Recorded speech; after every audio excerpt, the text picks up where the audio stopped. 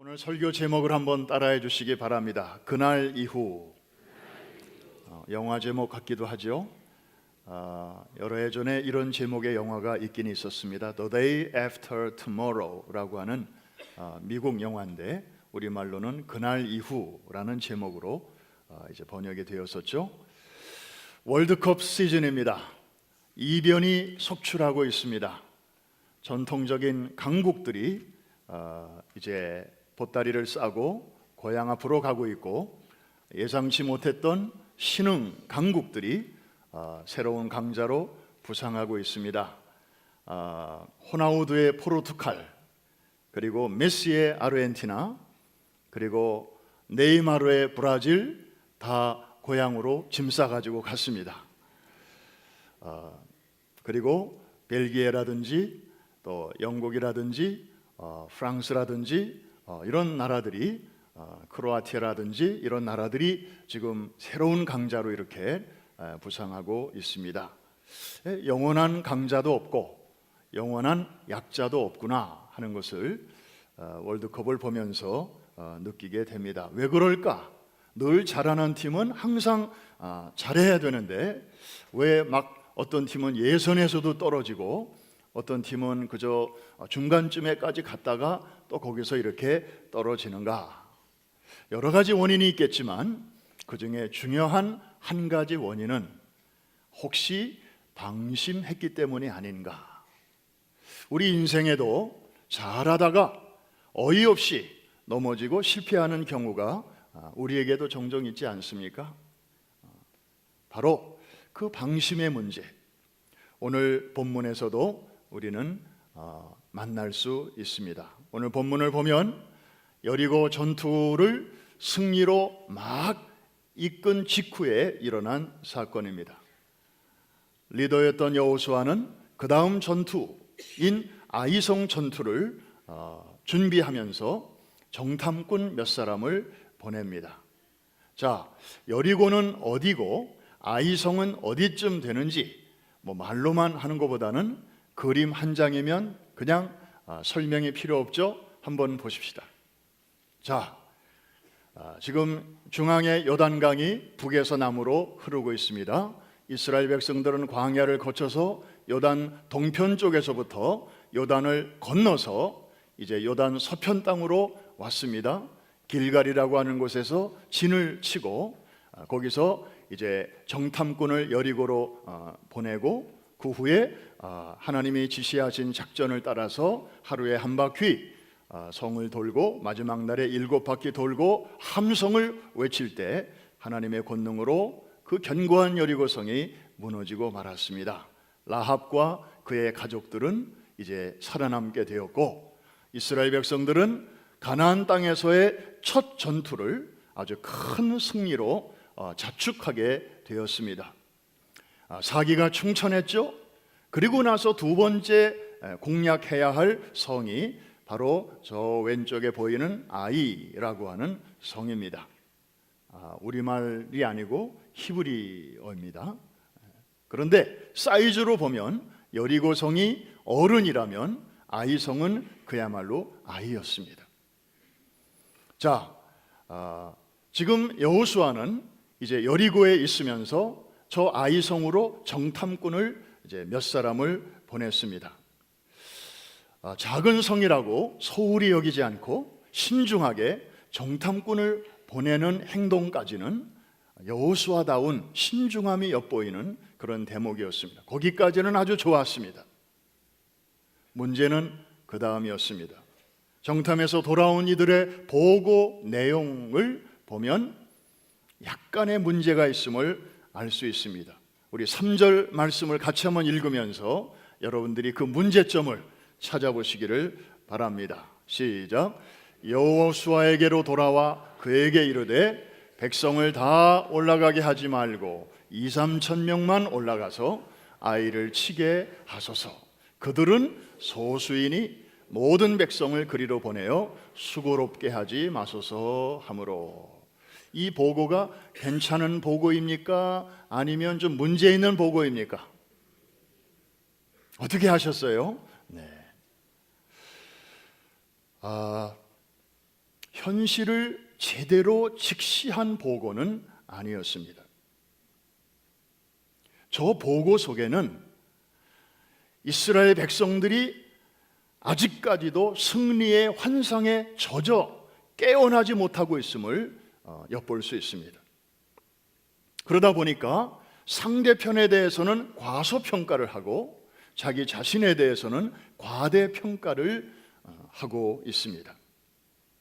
사실 저 아이성은 여리고에 비해서 작다고는 하지만 그 성 안에 사는 사람들이 자그마치 12,000명이나 되는데 그 성을 공략하기 위해서 2-3,000명만 보냅시다. 지금 이 얘기입니다. 무모한 보고였습니다. 게다가 저 보고 속에는 더 깊은 곳에 아주 위험한 생각이 도사리고 있음을 우리는 알아야 합니다. 지난번 여리고 성이 무너진 것은 사실 전적으로 하나님의 은혜 아닙니까? 사람들이 한 게 없잖아요. 한 거라고는 고작 하루에 한 바퀴 성을 돈 것이고 마지막 날 7바퀴 돌고 와 하고 함성 지른 것밖에 없습니다. 특별한 공격적인 행동이 없었습니다. 그런데도 그 견고한 성이 대포 한 방 쏘지 않고 화살 하나 당기지 않고 무너져 내린 것, 그것도 이중벽인데 전적으로 하나님의 은혜라고 밖에는 설명할 수 없는 것이죠. 그런데 지금 저 말 속에는 하나님은 쏙 빼고 지난번에 우리가 총력을 기울여서 공략을 했기 때문에 그 견고한 성이 무너진 게 아닙니까? 그러니까 이번 전투는 그렇게 큰 성이 아니니 우리가 다 올라갈 필요 없고 그냥 뽑기도 그냥 조금만 올라가도 가능할 것입니다. Where is God? 하나님의 자리는 어디 있습니까? 여리고성을 무너뜨린 주역이신 하나님을 쏙 빼버리고 마치 자기들이 해낸 것처럼 자기들의 능력으로 한 것처럼 어느새 그렇게 생각이 바뀌어 있었던 것입니다. 여러분, 그냥 정탐꾼들은 그렇다 손 치더라도 이 보고를 받은 지도자 여호수아의 그 반응은 어땠는지 여러분 주목할 필요가 있습니다. 사실 우리가 아는 대로 여호수아는 모세가 죽은 다음에 갑자기 큰 일을 또 맡아서 참 두렵고 떨린 그런 상황이었지만 하나님께서 그때마다 용기를 주시고 두려워 말라, 내가 모세와 함께한 것처럼 너와도 함께할 것이다. 너는 마음을 강하게 하고 담대히 하라. 여호수아가 얼마나 벌벌벌 떨었으면 하나님께서 틈만 나면 그렇게 말씀하셨겠습니까? 저는 요새 여호수아의 심정을 충분히 이해합니다. 제가 성이 허씨만 아니었으면 여씨로 바꿀 뻔했어요. 지난 1월 7일 이후로 저는 여호수아를 읽을 때마다 남 얘기가 아니라 제 얘기처럼 들립니다. 그런데 하나님께서 그때마다 여호수아를 이렇게 격려해 주셨습니다. 그래서 하나님의 은혜로 넘실대는 요단강도 잘 넘을 수 있었고 초롱성 같은 여리고 전투도 그는 승리로 이끌 수가 있었습니다. 그런데 말입니다. 이번 아이성 전투를 앞두고는 여호수아답지 않은 행동이 보이기 시작합니다. 지난번 여리고 전투를 앞두고는 성경에 보니까 아침마다 일찍이 일어나 준비했었습니다. 한번 따라해 주시기 바랍니다. 아침마다 일찍 일어났다. 아침의 사람이었습니다. 요즘 말로 말하면 새벽의 사람이었어요. 하루의 일과를 시작하기 전에 그 첫 시간을, 첫 단추를 하나님과 함께 보냈던 사람입니다. 그런데 이번 아이성 전투를 앞두고는 그랬다는 말이 아무리 찾아봐도 보이질 않습니다. 그리고 지난번에는 싸움에 나가기 전에 겸손히 먼저 하나님 앞에 엎드려서 하나님, 이번 전투는 어떻게 할까요? 하나님의 작전 지시를 기다렸습니다. 그런데 이번에는 웬일인지 여호수아가 그랬다는 말이 없습니다. 무릎을 꿇었다는 말이 없습니다. 하나님과 의논했다는 말이 없습니다. 그리고 지난번에 전투에 나갈 때는 하나님의 임재의 상징인 법궤를 먼저 앞세우고 있었는데 이번에도 그랬다는 말이 없습니다. 위대한 하나님의 사람인 여호수아도 별 수 없는 우리와 똑같은 평범한 인생인 것을 우리는 여기서 볼 수 있습니다. 너무나 분에 넘치는 큰 승리 이후에 스스로 자기도 모르게 그 승리감에 도취되어 영적인 긴장이 풀어지고 만 것입니다. 여러분, 아까 우리 오케스트라 단원들이 바이올린, 비올라, 첼로를 연주했습니다. 그 악기는요, 이 활로 이제 소리를 내는데 이 활은 연주 안 할 때는 이렇게 풀어놓습니다. 그리고 연주하기 전에 이거를 단단히 조이죠. 늘 이렇게 조여놓고만 있으면 이 줄이 오래 가지를 못해요. 안 쓸 때는 풀어놓고 쓸 때는 조이고. 그런데 연주를 앞두고도 이 풀어진 활을 가지고 연주를 한다면 소리가 제대로 날 리가 없죠. 우리도 마찬가지입니다. 이 영적인 긴장이 풀어지면 그때부터 아무리 좋은 악기라도 거기에서 좋은 음악이 나올 수가 없는 것이죠. 이해가 되시면 아멘. 싸움의 결과는 보기 좋게 패배로 끝나고 말았습니다. 여러분, 그 강한 여리고 전투에서는 전사자가 한 명도 없었어요. 심지어 부상자도 없었어요. 완벽한 승리였습니다. 그런데 이 자그마한 아이성 전투에서는 자그만치 하나님의 선민 아브라함의 자손 이스라엘 군인 중에 36명이나 죽었어요. 나머지 살아남은 군인들은 다 적군 앞에서 등허리를 보이고 비겁하게 후퇴하고 말았습니다. 군인들의 사기는 땅에 떨어졌고 이 소식을 들은 백성들의 마음은 간담이 서늘해졌습니다. 촛물같이 다 녹아지게 되었습니다. 무엇보다도 이 일로 인해서 그 이전까지 여호와를 모르는 사람들 가운데서도 우와, 여호와라는 신이 대단하구나 높임을 받았던 하나님의 이름의 명예가 완전히 실추되고 말았습니다. 그야말로 총체적인 난국. 한번 따라해 주시기 바랍니다. 이런 적은 없었다. 바로 그런 상황이었습니다. 여러분, 어째 이런 일이 생긴 것입니까? 여러분의 인생에서도 혹시 이 말씀 들으시면서 맞아, 나에게도 그런 적이 있었지, 말씀을 듣다 보니까 그때 그 일이 갑자기 생각나네, 이런 분들이 계실 것입니다. 한 가지 중요한 질문을 여러분들에게 이 대목에서 물어야 하겠습니다. 여러분의 인생에 있어서 진정한 위기는 언제였습니까? 하던 일이 내 뜻대로 되지를 않아서 정말 마음이 괴롭고 그 괴로움을 가지고 하나님 앞에 몸부림치며 기도할 때였습니까?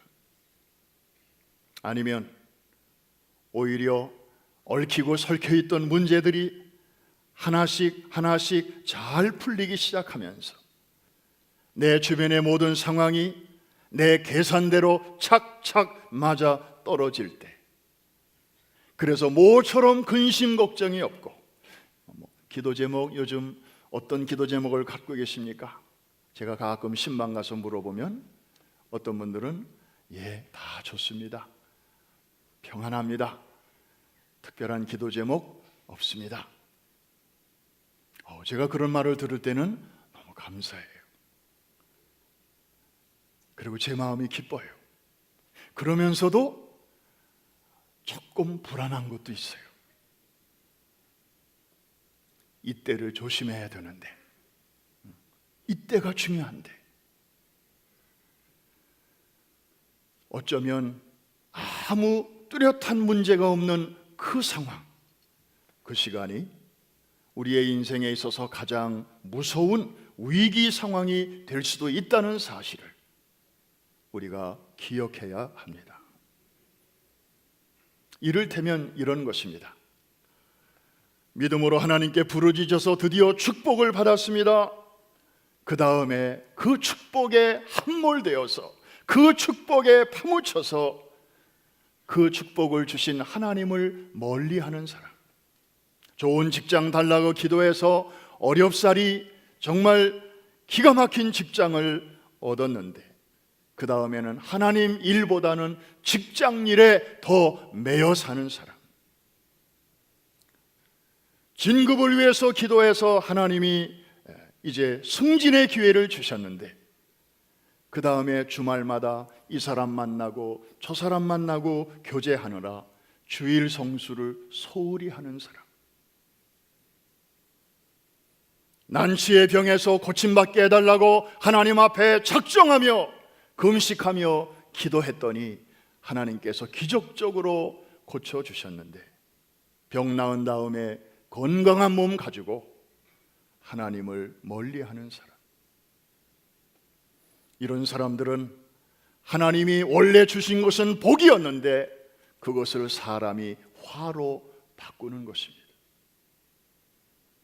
받은 축복이 아무리 귀하기로서니 그것을 주신 이보다 더 귀할 수는 없는 것입니다. 그러나 어리석게도 우리는 종종 그런 과오를 범하고 있지요. 우리만 그런 게 아니고 과거의 이스라엘 백성들도, 심지어 여호수아마저도 이런 우를 범하고 있는 사실을 우리는 오늘 본문을 통해서 알 수 있습니다. 그래서 우리는 여기서 한 가지 중요한 결론을 하나 내릴 수 있습니다.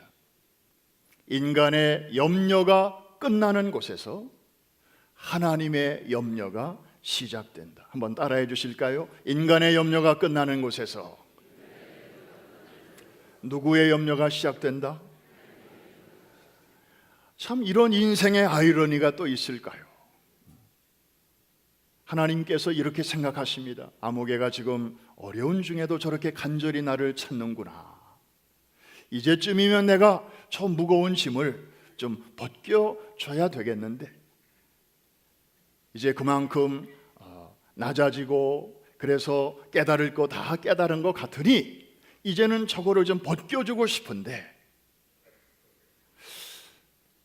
저 문제가 해결된 다음에도 여전히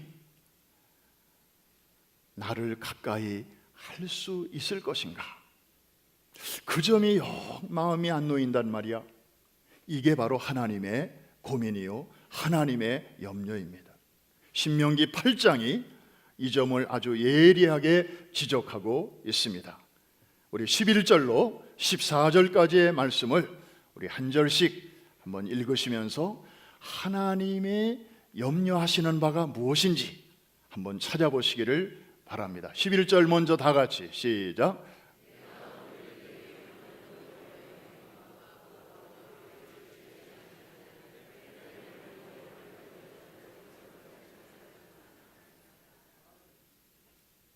내가 먹어서 배부르고 아름다운 집을 짓고 거주하게 되며, 그 다음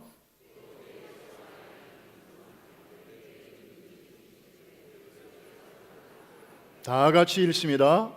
내 마음이 교만하여 내 하나님 여호와를 잊어버릴까 염려하노라. 거기까지. 여러분, 우리만 염려하는 줄 알았더니, 염려라는 게 우리 마음에만 사는 줄 알았더니 하나님도 염려하시네요. 그런데 하나님의 염려는 하나님 자신 때문에 하는 염려가 아니고 우리 때문에 하시는 염려예요. 우리가 때때로 못 믿었기 때문에 하나님께서 저런 염려를 하시는 것입니다. 자기 백성에게 얼마든지 복을 주시기를 기뻐하시면서도 한편으로는 행여나 그 복 때문에 하나님 자신을 멀리하지는 않을까. 남몰래 애를 태우시는 이 하나님의 근심, 한마디로 거룩한 근심이죠. 어떤 분이 40일 금식 기도를 하고 있었습니다. 그런데 잘 하다가 마지막 날 빵 한 조각을 입에 넣은 것이 나중에 발견이 되었습니다. 왜 잘 하다가 막판에 흠집을 냈습니까? 아니, 그만큼 잘 견디고 했으면 그까짓 빵 한 조각이 뭐라고? 왜 그걸 못 참았습니까? 주변 사람들이 이렇게 물었을 때 그분은 이렇게 대답합니다. 제가요, 40일 금식을 완벽하게 마치고 나면 내가 마치 예수님처럼, 예수님이나 된 것처럼 예수님이 하셨던 걸 나도 했네, 그렇게 나도 모르게 우쭐하고 행세할 것 같아서 제가 일부러 떡을 먹었습니다. 여러분에게 묻습니다.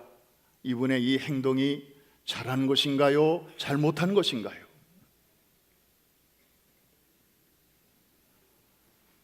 함부로 말하기는 참 어려울 것입니다. 행동으로만 보면 분명히 흠이 있습니다. 그러나 깊은 동기로 보면 이분은 정말 하나님을 알 뿐만 아니라 자기 자신을 너무나 잘 아는 성숙한 믿음의 사람일 것입니다.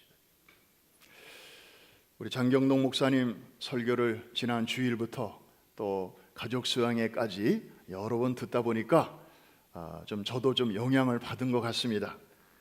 이 이야기를 장경동 목사님 스타일로 4박자로 한번 해볼까요? 자, 40일 금식 잘 마치고도 겸손하면 1등, 막판에 흠집 내보고도 겸손하면 2등, 40일 금식 잘 마치고도 교만하면 3등, 막판에 흠집 내고도 또 교만하면 4등. 시작. 아무나 하는 게 아니네요. 사랑하는 성도 여러분, 최근에 물질의 축복을 좀 받으셨습니까? 참 감사한 일입니다.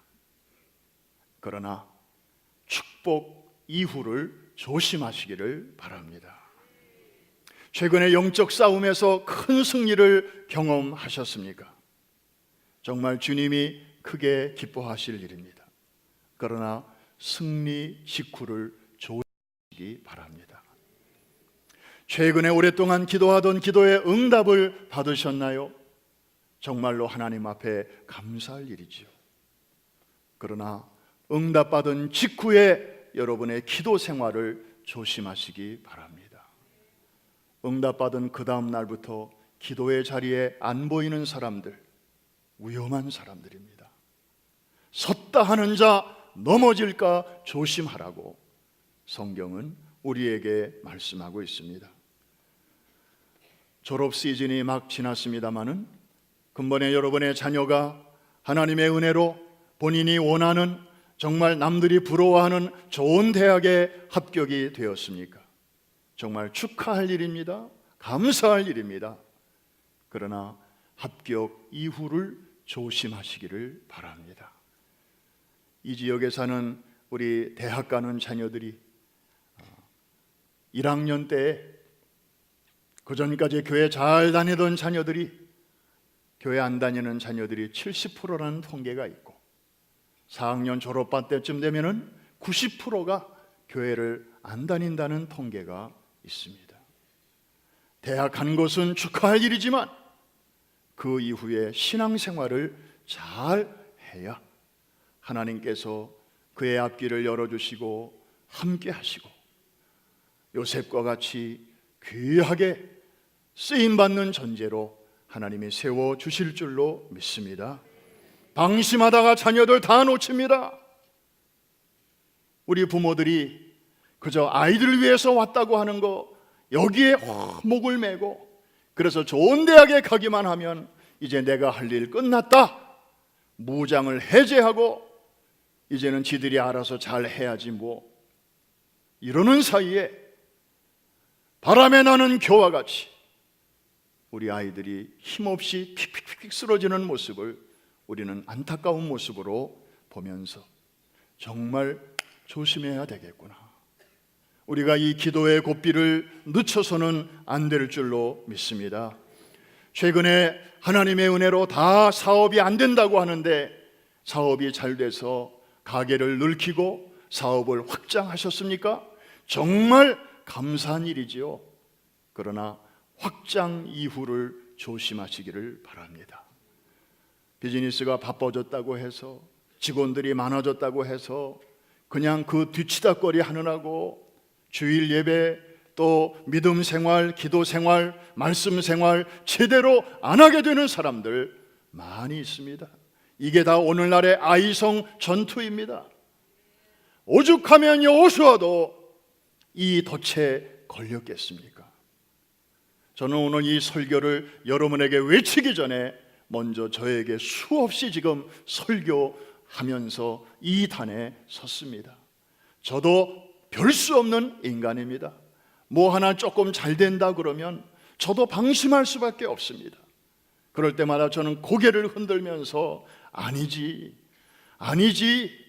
내가 이렇게 서면 큰일 나지, 하나님의 교회, 주의 몸 된 교회에 허점이 생겨서는 아니 되는데, 그저 초심으로 돌아가서 하나님, 주님의 몸 된 교회입니다.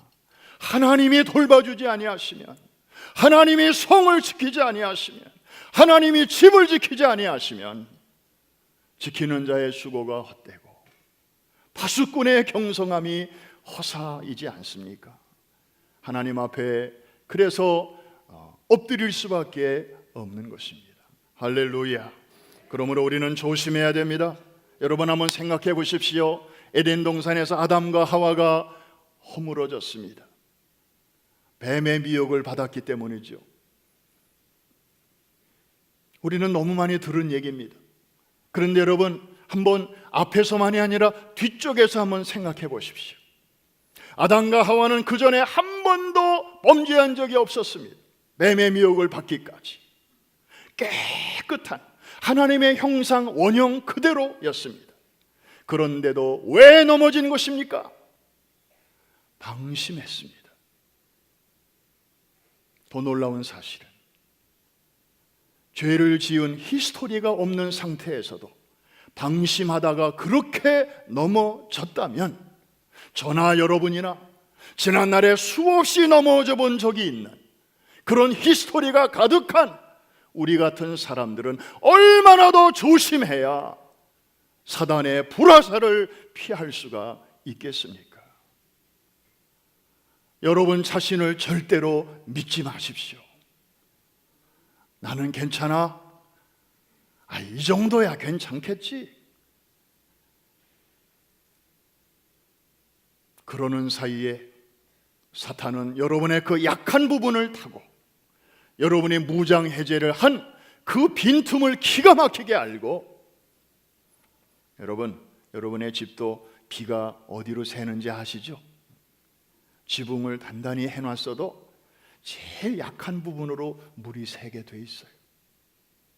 물 한 번 새면 골치 아픕니다. 집 전체가 그냥 어글리해집니다. 그런데도 우리 집은 뭐 비 안 오면 괜찮아. 멀쩡할 때는 괜찮죠. 진짜 괜찮은지 아닌지는 비 오면 압니다. 평상시에 우리의 내면 세계를 악한 자가 틈타지 못하도록, 우리가 빈틈을 보이지 않도록 하나님의 전신갑주로 잘 무장하게 되시기를 주의 이름으로 축복합니다. 사랑하는 성도 여러분, 말씀을 마칩니다. 한때 주님을 뜨겁게 사랑했던 사람, 한때 그 은혜를 간증하며 이 사람 저 사람에게 나누던 사람, 우리는 많이 보았습니다. 그러나 어느 순간부터 그들의 모습이 보이지 않고 그들의 그 목소리가 들리지 않는 사람 또한 많이 보았습니다. 사업이 잘 될 때, 생각하던 대로 일이 잘 진행이 될 때 할렐루야 하면서 큰 소리 내던 사람들 우리는 많이 봤습니다. 그러나 그러다가 여건이 어려워지고 뜻하지 않은 장애물에 부딪힐 때 사업과 정비례해서 믿음조차 뚝 떨어지는 그런 사람들도 많이 봤습니다. 하나님을 이 시대에 가장 기쁘게 하는 사람은 어떤 사람입니까?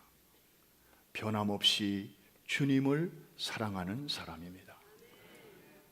그래서 사도 바울은 옥중에서 에베소 교회에 쓴 편지의 맨 말미에 그런 축복의 문안을 전하고 있습니다. 우리 주 예수 그리스도를 변함없이 사랑하는 모든 자에게 은혜와 평강이 있을지어다. 이 말씀의 주인공들이 되시기를 주의 이름으로 축원합니다. 그래서 사람의 힘으로 도저히 해결할 수 없는 여리고 전투에서도 하나님의 도우시는 능력을 힘입어 이기는 성도 되시기를 주의 이름으로 축복합니다. 뿐만 아니라 그 다음에 비교적 수월해 보이는, 평범해 보이는 그런 문제 앞에서도 이거는 그냥 내 힘으로 해도 될 것 같아, 하나님의 구태여 안 도와주셔도 될 것 같아, 이런 덫에 걸리는 것이 아니라 작은 일도 큰 일처럼 여기면서 하나님 앞에 정성을 다하여 엎드러지는 그런 사람 되시기를 주의 이름으로 축복합니다.